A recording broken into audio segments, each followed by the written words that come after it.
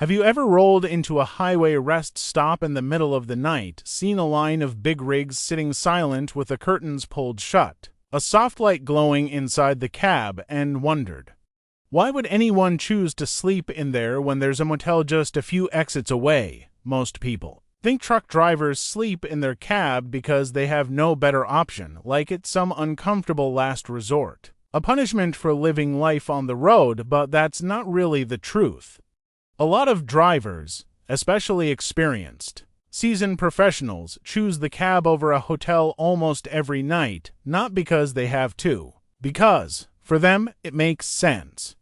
And once you understand why, you'll never look at a parked semi-truck the same way again. Hi, my name is Jeremy, and this is Trucks United, the channel where we break down everything trucking, from the engineering under the hood to the real-world choices drivers make out on the open road every single day. The life of an owner-operator. Why the truck is the business. To understand why so many drivers sleep in the cab, you first have to understand who we're really talking about here, the owner-operator, if you're new to trucking. An owner-operator is basically a self-employed truck driver who owns their own truck and runs their own business. They are not just employees, clocking in and out for a company fleet. They are entrepreneurs. They have made a serious financial investment. We're talking anywhere from $100,000 to over $200,000 for a new long-haul truck. And they treat that truck like a business asset, because that's exactly what it is. In America, the owner-operator model is extremely common, much more common than in Europe, where company-owned fleets dominate a larger part of the industry. That difference matters a lot when you're trying to understand why the cab becomes more than just a driver's seat. Because when you own the truck, every dollar you spend on the road comes directly out of your profit. Fuel, maintenance, insurance, food, and yes, a place to sleep. Every single one of those costs lands on you. And once you start calculating hotel stays, which we'll get into in a moment, the cab stops looking like a sacrifice and starts looking like a very smart business decision. But it's not only about money. When you own your truck, you've often spent months, maybe years, getting it set up exactly the way you want. The seat fits your body. The mirrors are dialed in perfectly. Your coffee cup has its place. Your paperwork is organized your way. Your music, your tools, your gear. Everything is where it belongs. The truck is not just transportation, it is your workplace, your office, and more, your home. And just like most people wouldn't want to leave their own home every night to sleep in some random room, a lot of owner-operators feel the exact same way about their cab. What's actually inside a modern sleeper cab? This is where most people's mental picture completely breaks down. When people imagine sleeping inside a truck, they usually picture a narrow little cot behind the driver's seat. Maybe a cheap curtain, diesel smell everywhere, and highway noise shaking through thin metal walls. And to be fair, back in the 1970s and 1980s, that image was a lot closer to reality, but modern sleeper cabs are something else entirely. Let's start with the bed. In a high-spec American sleeper cab, you're usually looking at a mattress around 80 inches long and roughly 42 inches wide in a single bunk setup. Some larger models are even wider. No, it's not a presidential suite. Let's be honest about that, but it is a real, full-length mattress where a 6-foot driver can actually stretch out flat. No strange angles, no curled-up knees, no feet hanging over the edge. Then there's climate control. Modern sleepers often have auxiliary power units, which let the driver run heat or air conditioning without leaving the main engine running all night. So whether it's a Texas summer or a Minnesota winter, the cab can stay at the exact temperature the driver wants. Outside, weather may be brutal, but inside, the driver can sleep in a controlled, comfortable environment. Now, let's talk about the kitchen situation because, yes, there usually is one. Most serious long-haul sleeper setups include a refrigerator, usually a 12-volt unit that keeps food and drinks cold without pulling too much power. Many drivers add a microwave, a coffee maker, and some even run a small countertop cooking surface. I've seen cab setups that honestly look better organized than my own kitchen, and I'm not even ashamed to admit that. Storage has also come a long way. There are overhead cabinets, compartments under the bunk, dedicated spaces for clothes, and smart little pockets built into almost every available surface. Experienced drivers become masters of using space. Everything has a home, everything stays locked in place, even when the truck is moving at highway speed. And if you've ever tried keeping anything organized on a rough road, you know how impressive that really is. Then there's entertainment and connectivity. Most drivers today have a TV mounted in the sleeper, a laptop or tablet set up, a quality inverter for charging devices, and cellular signal boosters or satellite internet connections to stay online even in remote places. After a long day behind the wheel, a driver can close the curtains, cook something hot, watch a show, and sleep in a space that belongs completely to them. A space built around their habits, their comfort, and their routine. Now compare that to Europe for a second. European cab-over trucks are impressive machines, but historically, they've had much less living space in the sleeper area. Strict length regulations, something we've talked about on this channel before, mean European trucks have to be as short as possible to maximize cargo space, and that naturally limits how much room you can build behind the seats. European drivers absolutely spend time in their cabs, and many do sleep there. But the level of living comfort you can find in a top-spec American long-nose sleeper is simply in another category. The hotel math nobody talks about. Now let's get into the numbers, because this is where the cab versus hotel debate becomes very clear. Very quickly, let's say a long-haul driver spends 150 nights a year on the road. For a serious over-the-road driver, that's actually a fairly conservative number. Some are away even longer. Now let's say a basic roadside motel or budget hotel averages $75 per night. Nothing fancy, just a clean room near a truck stop where the driver can safely park the rig.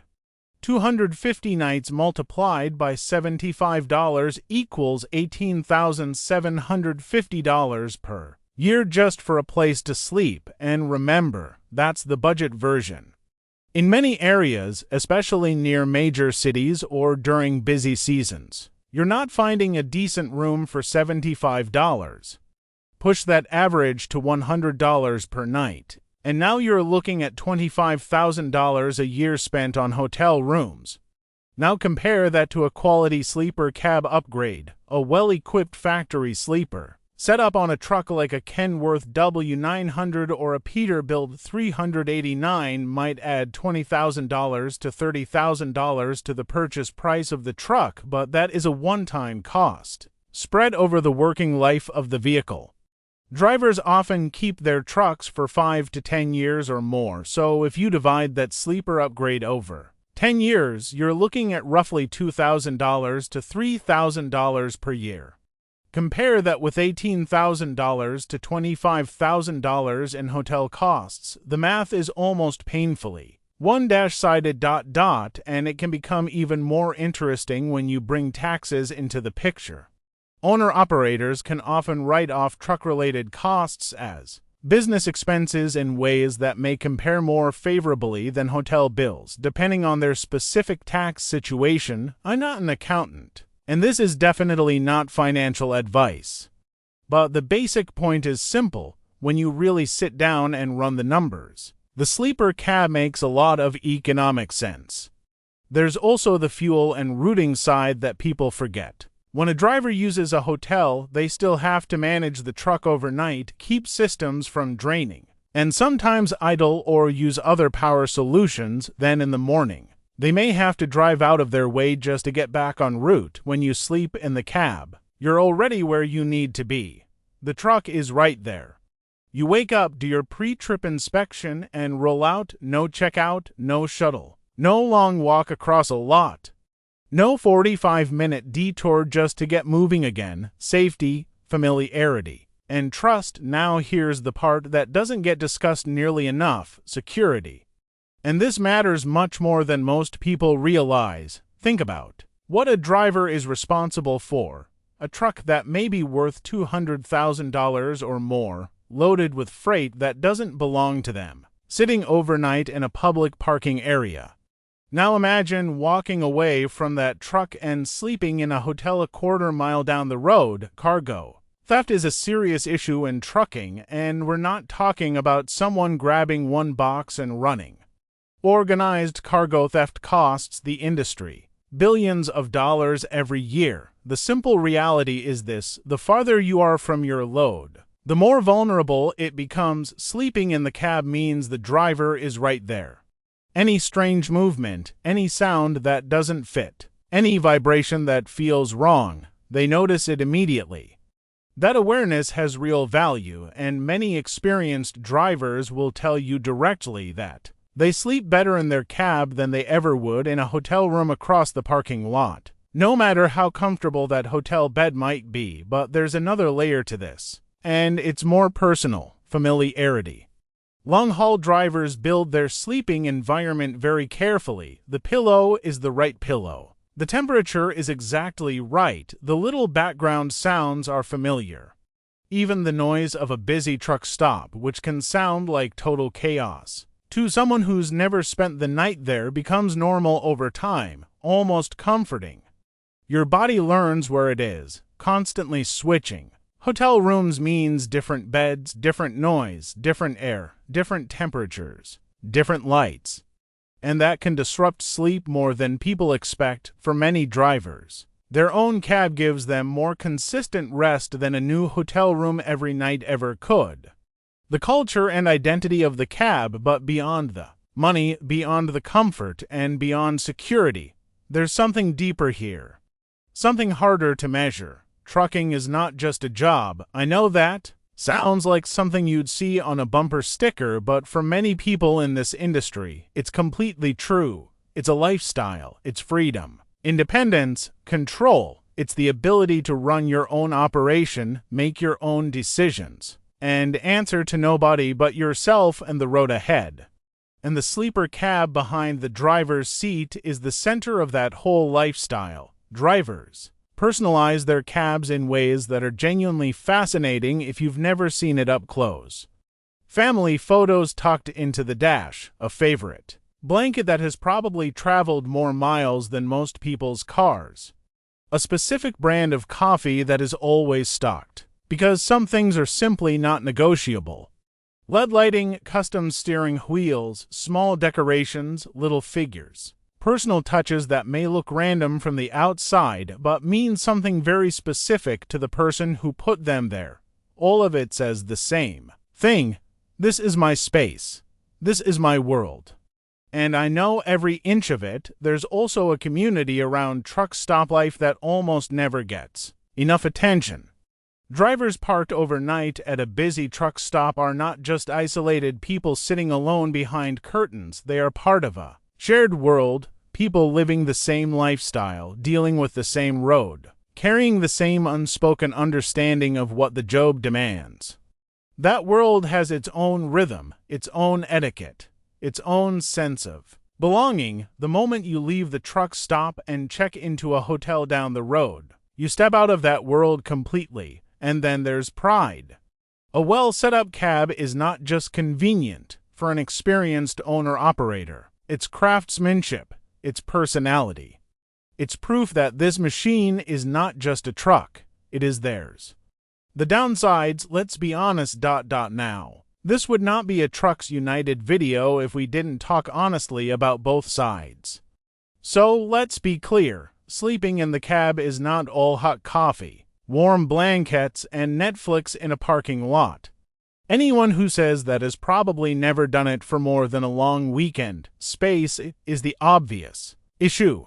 No matter how well designed a modern sleeper is, most of them still don't let you fully stand up. You're always living inside a limited footprint. At the end of the day, it is still the back of a truck. You don't have your own shower unless you walk into the truck stop. facilities, and if you've ever used a truck stop shower at 6 o'clock in the morning after a long overnight haul, you know that is a very different experience from your bathroom at home.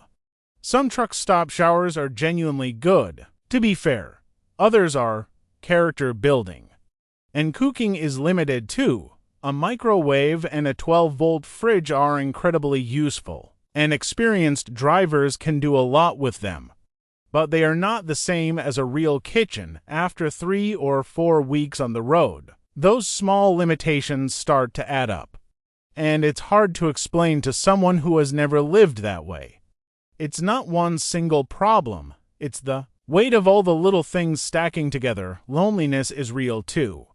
And it is often the part that catches new drivers off guard. The cab can start to feel very small when you're 3 weeks away from home, away from your family, away from familiar routines, away from the people who make life feel normal. A hotel room, at the very least, gives you a change of scenery, a different ceiling, a different window, a different room to breathe in. Sometimes that small mental reset matters more than the money saved.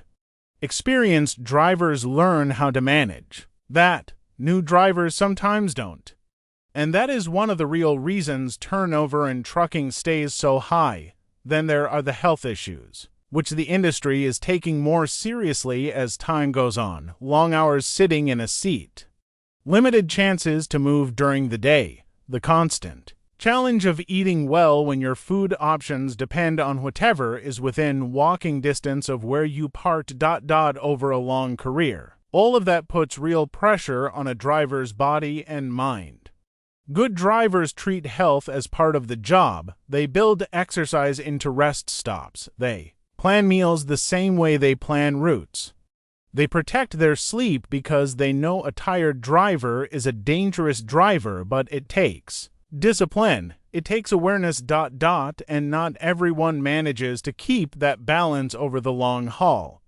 So the reason so many truck drivers choose the cab over a hotel is not just one thing. It's money, it's safety, it's comfort built around their own routines, it's culture, it's identity, and it's the practical independence that defines the owner-operator lifestyle.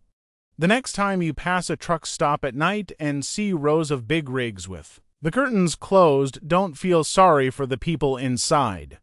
Because many of those drivers are exactly where they want to be, in their own space, with their own setup, saving money, protecting their cargo, resting for another long day on the road. And when you look at it that way, the real question is not why truck drivers sleep in their cab. The real question is why they would bother with a hotel at all. That's everything for today. If you enjoyed this one, make sure you hit subscribe for more trucking content coming your way. Drop a comment below. If you're a driver, do you prefer the cab or a hotel? We genuinely want to know.